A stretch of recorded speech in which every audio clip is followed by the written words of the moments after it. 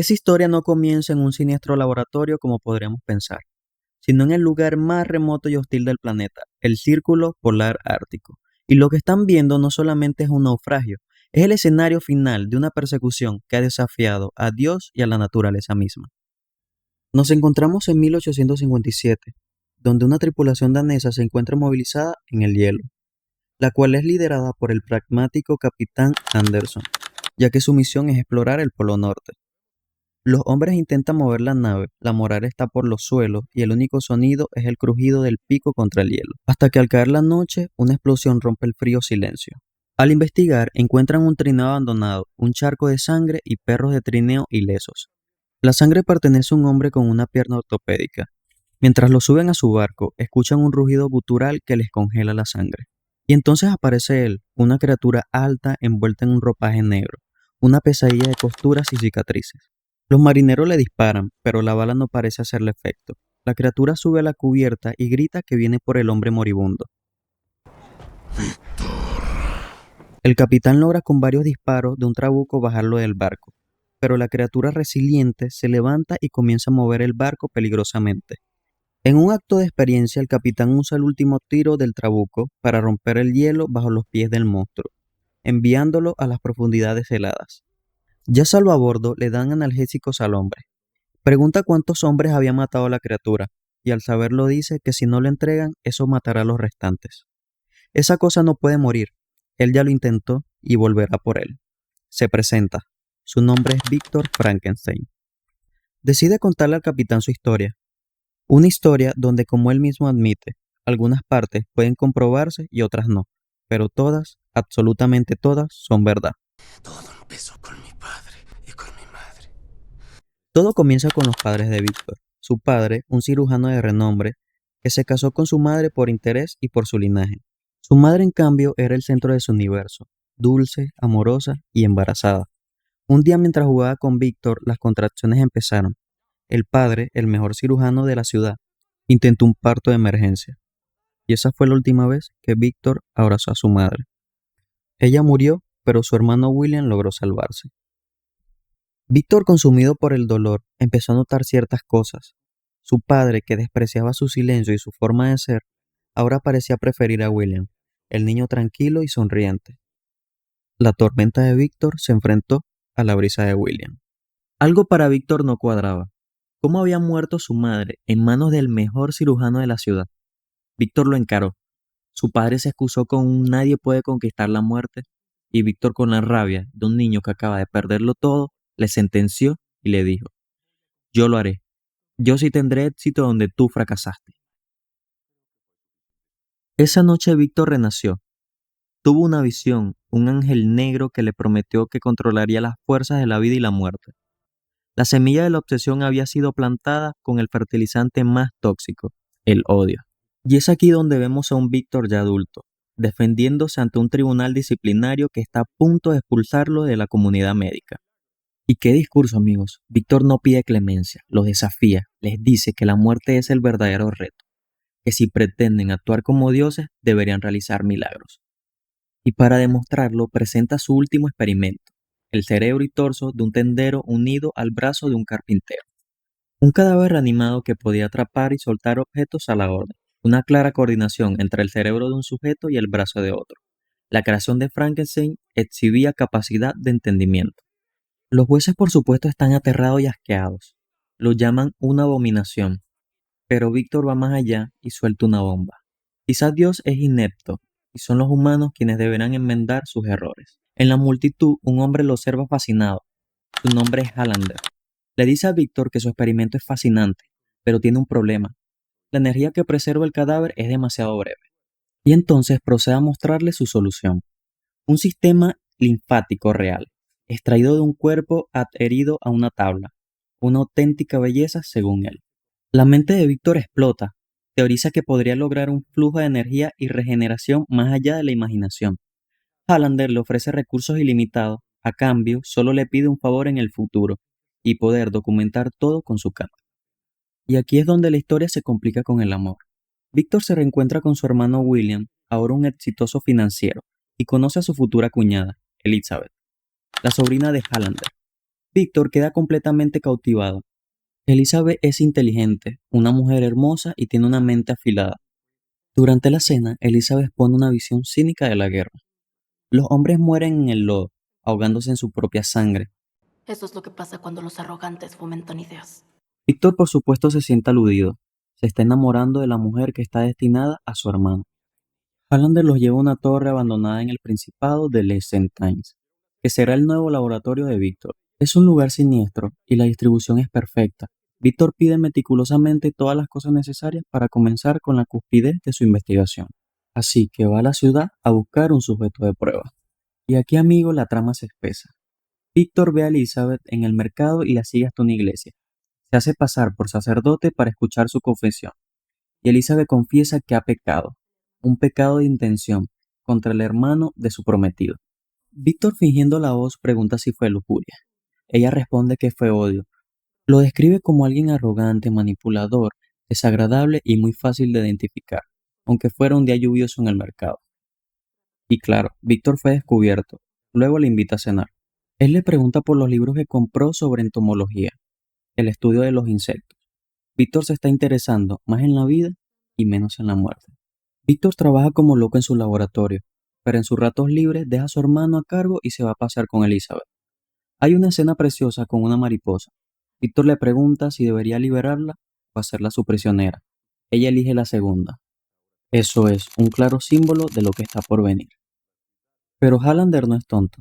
Nota la distracción de Víctor y le da un ultimátum. Una semana para terminar el proyecto.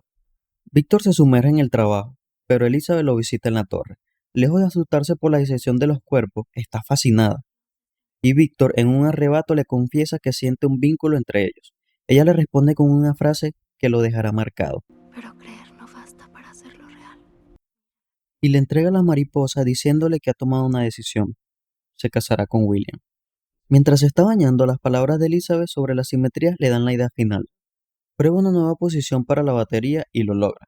El experimento cobra vida. Esa guerra que todo lo destruye le ha dado el regalo de los cuerpos. Víctor empieza la macabra labor de cortar y ensamblar las mejores partes humanas. Y por supuesto, Hallander documentando todo. Pero aquí viene la revelación. Hallander está tomando mercurio para curar su sífilis.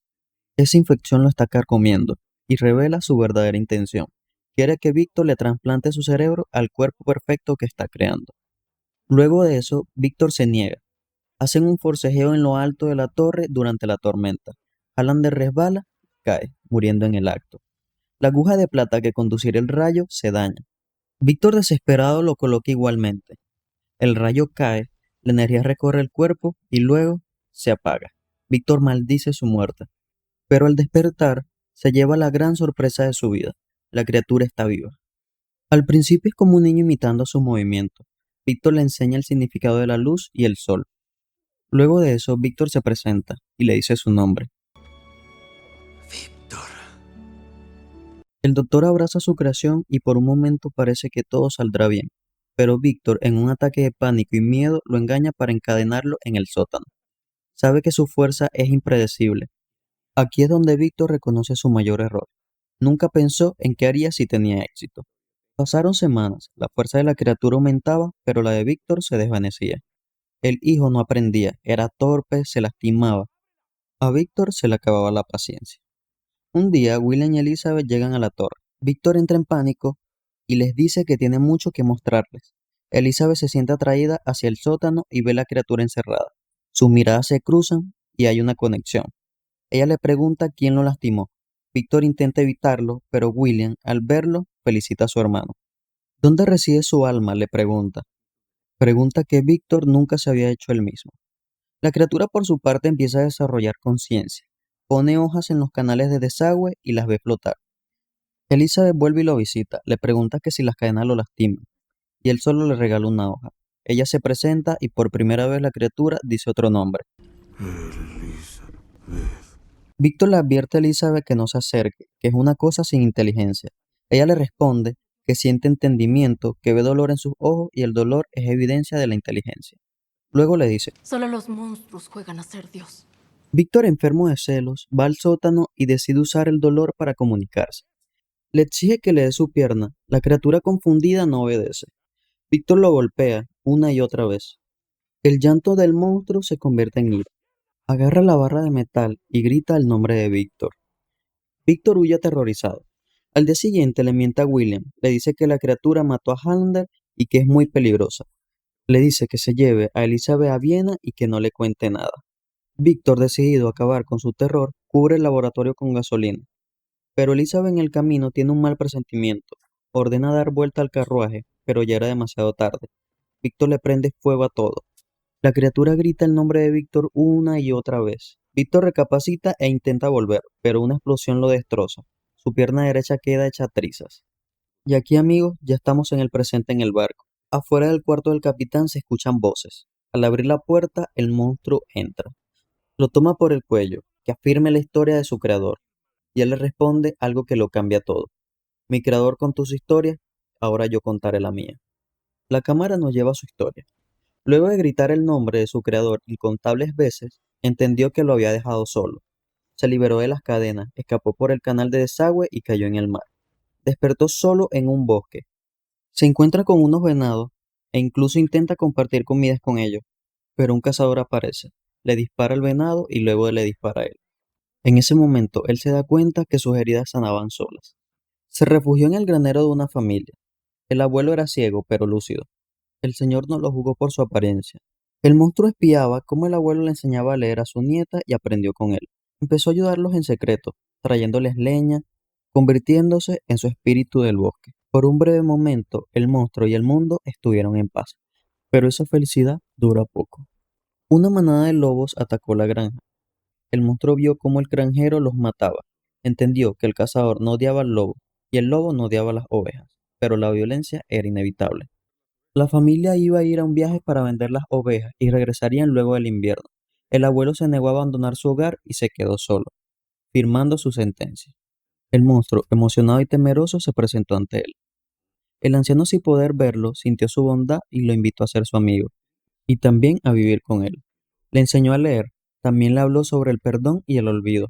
El monstruo le confesó que solo recordaba la luz, el agua y una palabra: Víctor. El anciano le aconsejó que fuera hacia esa palabra. El monstruo fue a la ruina de esas torres y encontró los diagramas.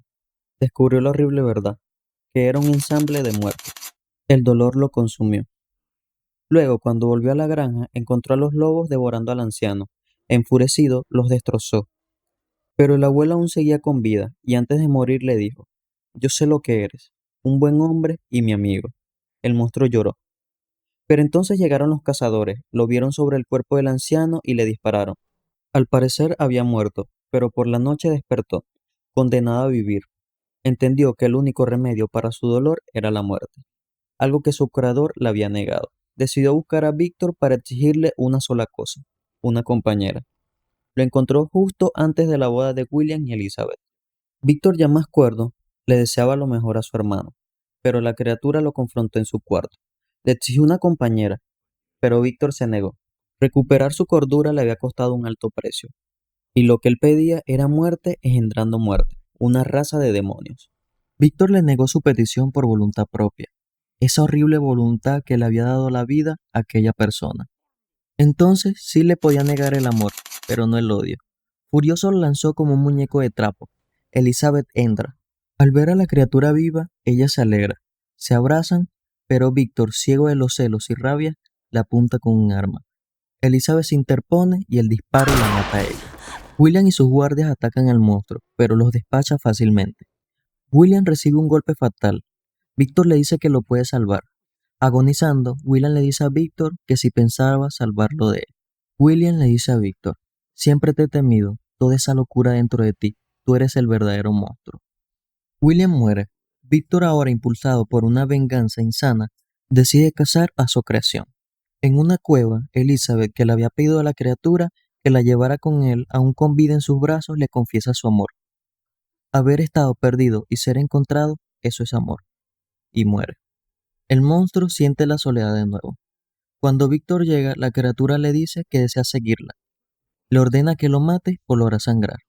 Y le dice: De ahora en adelante, yo seré tu amo. Y así empezó la persecución final, a través del bosque, montañas y hielo. En su último encuentro, Víctor estaba acampando cuando vio a la criatura a la distancia. Cargó su arma y lo esperó.